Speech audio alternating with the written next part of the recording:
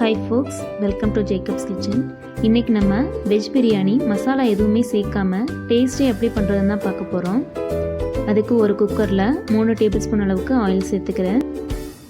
இது கூட 1 ஸ்பூன் அளவுக்கு நெய் சேர்த்துக்கிறேன்.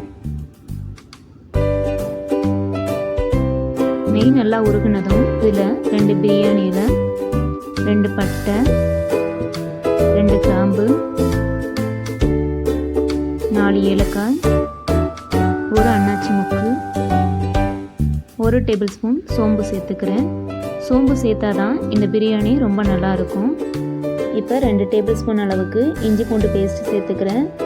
இஞ்சி பூண்டு இடித்து சேர்த்துக்கோங்க. காரத்துக்கு 3 பச்சை மிளகாய் சேர்த்துக்கிறேன். இந்த மிளகாய் தான் இந்த பிரியாணிக்கு காரம் கொடுக்குறது. ஸோ காரம் அதிகமாக சாப்பிடுவீங்கன்னா கூட சேர்த்துக்கோங்க. இப்போ இதில் 2 பெரிய வெங்காயத்தை நீளமாக கட் பண்ணி சேர்த்துக்கிறேன். வெங்காயம் பச்சை வாசம் போய் நல்லா வதங்கணும். அது வரைக்கும் வதக்கிக்கோங்க.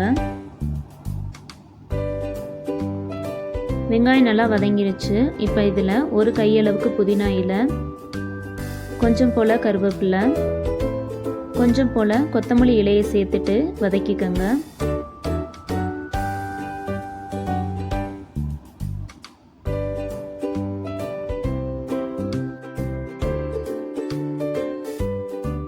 இப்போ நம்ம எல்லா காய்களையும் சேர்த்துடலாம். கட் பண்ணி வச்சுருக்க 1 கேரட், 1 உருளைக்கிழங்கு,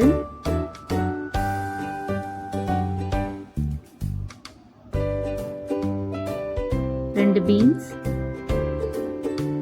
இது கூட நான் ஊற வச்ச கொண்டக்கடலை, பட்டாணி, பாசிப்பயிறு சேர்த்துக்கிறேன். முளைக்கட்டிய பயிறு இருந்தால் அதுவும் சேர்த்துக்கலாம், ரொம்ப நல்லாயிருக்கும். இதை எல்லாத்தையும் 5 மினிட்ஸ் மீடியம் ஃப்ளேமில் வச்சு வதக்கிடுங்க.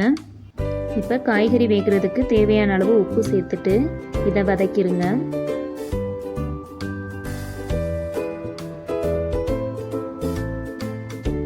காய்கறியெல்லாம் நல்லா வதங்கினதும் இதில் தக்காளியை சேர்த்துக்கோங்க.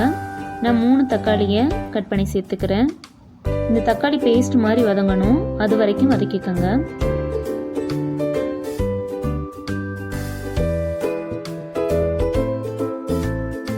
தக்காளி நல்லா வதங்கிடுச்சு. இப்போ அரிசியை சேர்த்துடலாம்.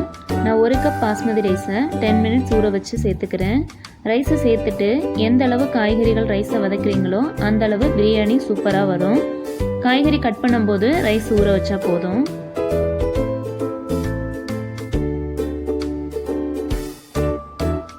இப்போ நம்ம தண்ணியை சேர்த்துடலாம். 1 கப் ரைஸ்க்கு 1.5 கப் தண்ணி சேர்த்துக்கிறேன். தண்ணி சேர்த்ததும் குக்கரை மூடிடாதீங்க. இது நல்லா கொதிச்சு தண்ணி கொஞ்சம் வற்றணும். இப்போ தண்ணி வற்றிருச்சு, க்ளோஸ் பண்ணிடலாம். இதை 2 விசில் விட்டு இறக்கிடுங்க. இப்போ நம்ம ஓப்பன் பண்ணி பார்க்கலாம். நம்மளுடைய சூப்பரான வெஜிடபிள் பிரியாணி ரெடி ஆயிடுச்சு. இதை நீங்களும் உங்கள் வீட்டில் ட்ரை பண்ணி பாருங்கள். ட்ரை பண்ணி பார்த்துட்டு எப்படி வந்துச்சுன்னு எனக்கு கமெண்ட்ஸில் சொல்லுங்கள். இந்த வீடியோ உங்களுக்கு பிடிச்சிருந்தா லைக் பண்ணுங்கள், ஷேர் பண்ணுங்கள், கமெண்ட் பண்ணுங்கள். மறக்காமல் சப்ஸ்கிரைப் பண்ணிடுங்க. தேங்க்யூ.